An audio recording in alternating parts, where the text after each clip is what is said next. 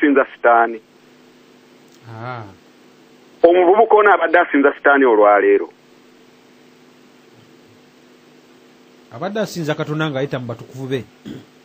Naye nga olaba ekifaananyi seneta bakita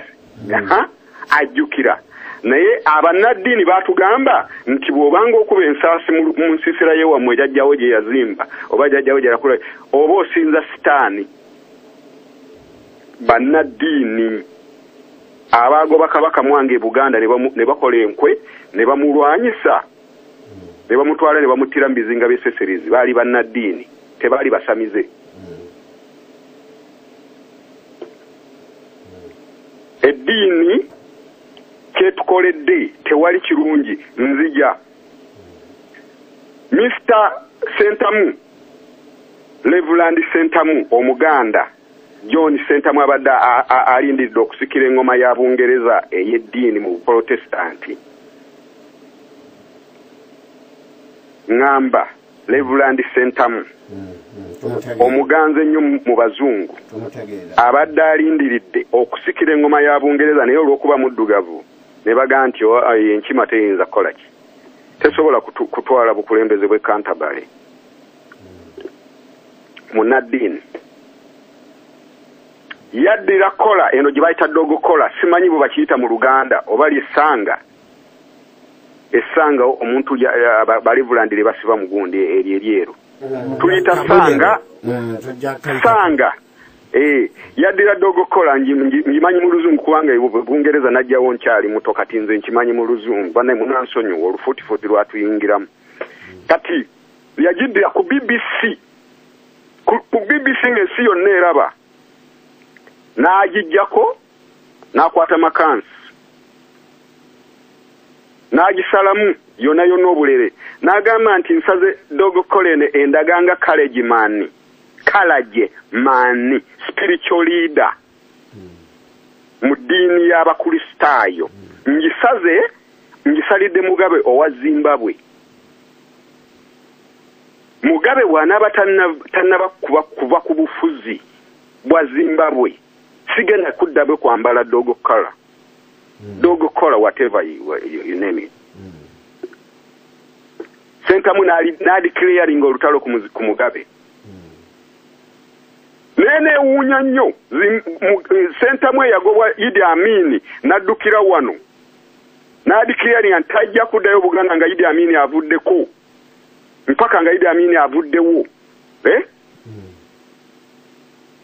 Idi Amin bwe yavaako teyadda Uganda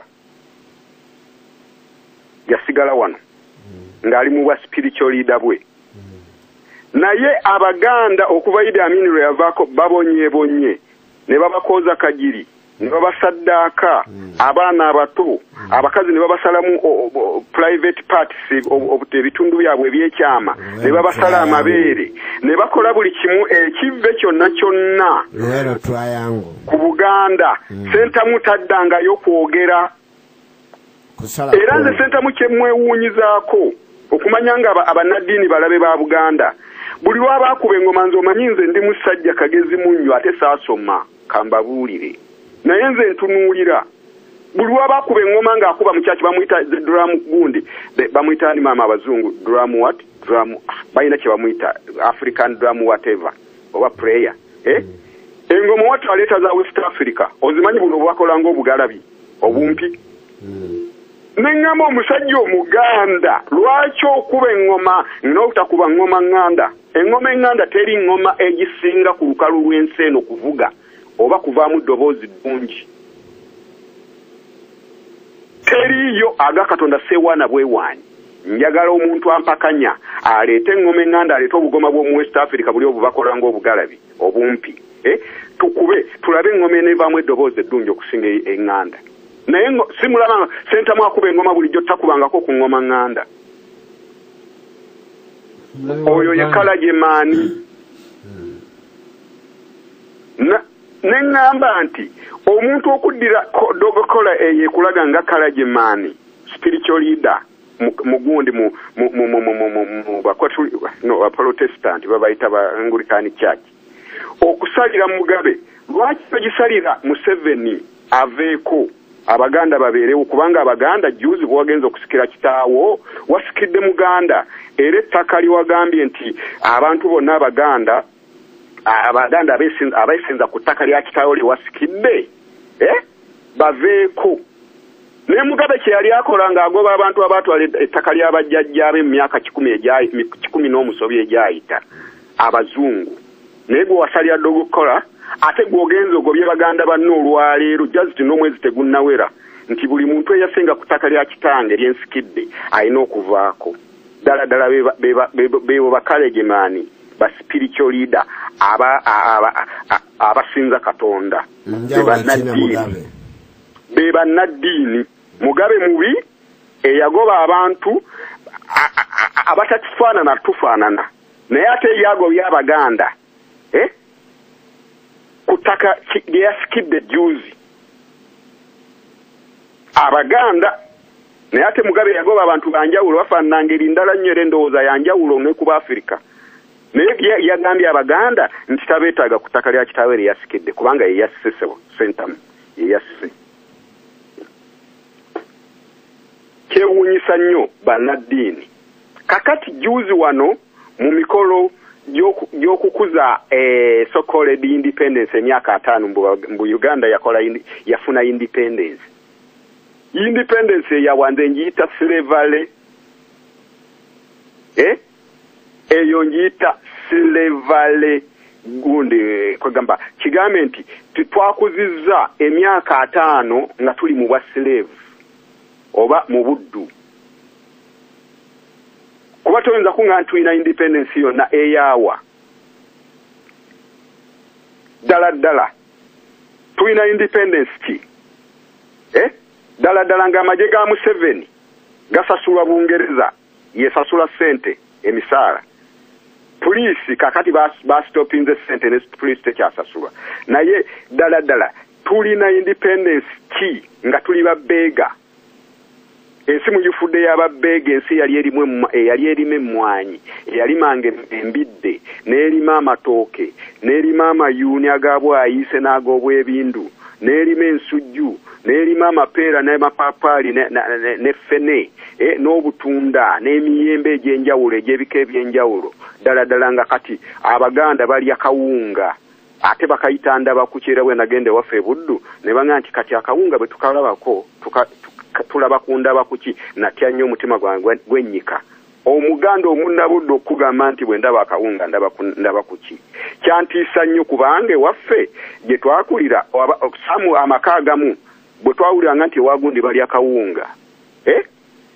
ng'oyo omukazi teri ajja muwa omukazi kwegamba nannyini makaago omukazi nannyini makaago teri agenda namuwa kitiibwa ku kyalo era twagambanga nti ewagundi bali luzira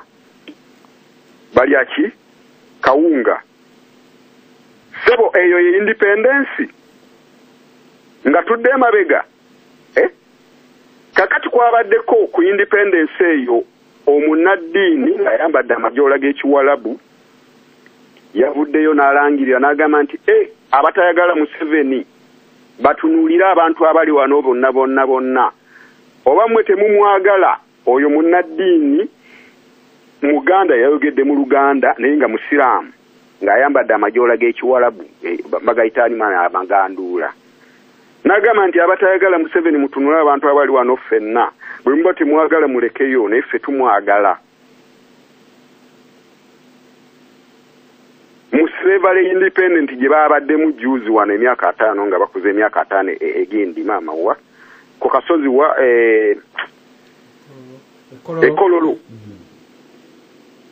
Ekololo omusajja Omusiraamu yayimiridde ng'ayambadde amagandula g'ekiwalabu n'alangirira ngaffe abatayagala Museveni oba tetumwagala tumala biseera tutunuulire ennamba eyabadde wali mu kwegamba mu kuyozaayoza Museveni n'Obote kubanga ebifaananyi bibiri ebyalagibwa byali bibiri abannannyini ba pulezidenti ba Uganda yali Obote ne Museveni akaamini akafaananyi bakakolanga katono nnyo ngero olina kwetegereza n'oga nti ono Idi Amin balule bonna bawandiikawo mannya bawandikawo manya n'ebifaananyi ebyali ekololo Obote ne Museveni bwe pulezidenti ba Uganda era Obote ye yalwana okulaba nti Uganda efuna independent. N'olabira ddala ebintu abantu Abaganda kubanga omusajja oyo Omusiraamu yabadde Muganda nkuba ku Baganda kati Sentamu Muganda oyo Omusiraamu yabadde Muganda. Abantu abatutunze mu bulere Omusiraamu aguza Abawalabu, Omukatolika aguza Baloma, Omuprotestant aguza ba English. Ne batutunda mu bulere bagenze batutunda obulere nefe tutunula mbwabo be bayita ba spiritual leader. Kaka tugende ku ba spiritual leader kuba ne kabaka spiritual leader